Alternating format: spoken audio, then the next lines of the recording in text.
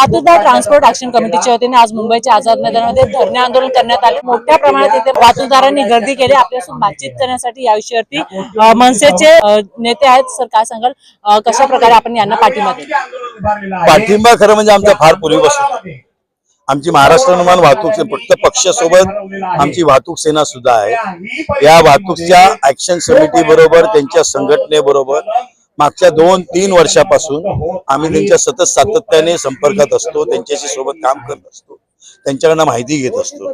आणि मग गेली 2017 पासून जे ई चलन जे आलेलं आहे त्या ई चलनाच्या माध्यमातून सगळ्या युनियन प्रयत्न करतात, म्हणजे आज त्या सर्व प्रयत्नाचा कुठेतरी शेवट एकतर मरा नाही तर जगा या पद्धतीवर ते आलेलं आहे। आज प्रत्येक घरातल्या प्रत्येक गाडीवरती नाही म्हणता 10-15 लाख रुपये ह्या फाईन प्रत्येक घरावरती आहे। एक सामान्य घरावरती 2-3 हजाराचा फाईन आहे, काही मोठ्या गाड्यांवरती तर 15-15 लाखाचा फाईन आहे।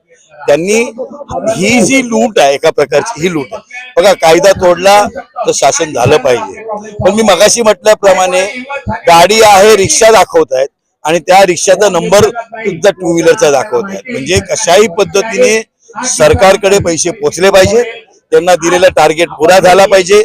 हे माजी परिवहन मंत्री अनिल परब साहेबांनी गेल्या 7-8 महिन्यापूर्वीच्या अधिवेशनामध्ये सांगितलं। म्हणजे कशा पद्धतीने जनतेला लुटायचं आणि मुळात ह्यांनी जी काय वाईट सवय लावलेली आहेत महाराष्ट्र सरकारने, बाकीच्या लोक म्हणजे आता आमच्या भगिनींना पैसे देतात, पण त्या भगिनीच्या भावांकडनं किती पैसे लुटतात याचं जिथं उदाहरण हे तुमच्या आणि माझ्या समोर आहे। त्यामुळे माझं म्हणणं आहे की जे चुकीचं आहे ते चुकीचं आहे। ज्या चुकीच्या पद्धतीने दंड मारला गेलाय तो माफ झाला पाहिजे। याच्यासाठी कालच जो आम्ही 90 दिवसाच्या नंतर एखाद्या जर गुन्ह्यावरती जर कोर्टामध्ये दावा दाखल केला नाही तर तो दंड माफ होतो, हे आम्ही परिवहन मंत्र्यांना सुद्धा सांगितलं, ते आम्ही परिवहन आयुक्तांना पण सांगितलं।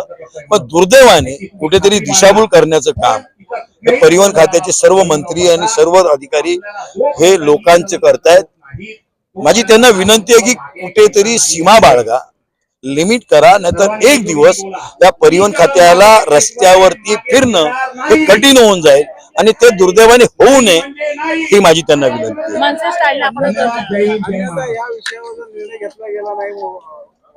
जो आंदोलन केलं जातं महाराष्ट्र नवनिर्माण सेनेची जी पद्धत आहे ती पद्धत आपल्याला पाहायला मिळणार का या आंदोलनासाठी? मी तुम्हाला एवढंच सांगेन, मी काय करणार ते तुम्हाला सांगणार नाही, कारण शिवाजी महाराजांनी गनिमी काव्य आम्हाला पण शिकवलेले आहेत, ते आम्ही पाहिलेले आहेत, वाचलेले आहेत आणि हे बाळासाहेबांचं कडू राजसाहेबांपासून आम्हाला आलेलं आहे। साहेब, जे होईल ते खूप मोठं होईल आणि मी नक्की सांगतो की त्या निर्णयाला सरकारला बसावं लागेल। एवढं आंदोलन मोठं महाराष्ट्र निर्माण कामगार सेना ही ऍक्शन कमिटीला सोबत घेऊन नक्की करेल।